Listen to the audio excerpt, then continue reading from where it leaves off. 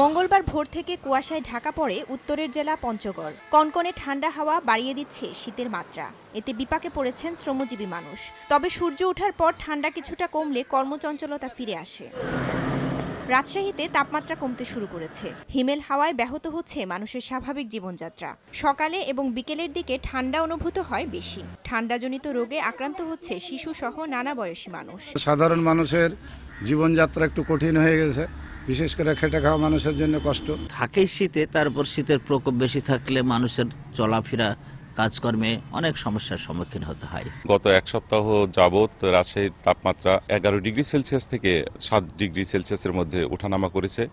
এর মধ্যে বেশিরভাগ থেকেছে 8 থেকে 9 ডিগ্রি সেলসিয়াস তাপমাত্রার মধ্যে। মৃদু শৈত্যপ্রবাহ, কখনো বা মাঝারি শৈত্যপ্রবাহ হয়েছে। রংপুরে জেঁকে বসেছে শীত। কুয়াশা ভেদ করে সূর্য উঠলেও কমছে না শীতের তীব্রতা।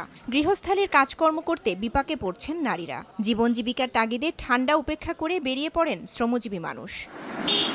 এছাড়া নওগাঁ, ঠাকুরগাঁও সহ দেশের বিভিন্ন জেলায় বাড়তে শুরু করেছে শীতের তীব্রতা। রওজে জাবিদা ঐশী, সময় সংবাদ।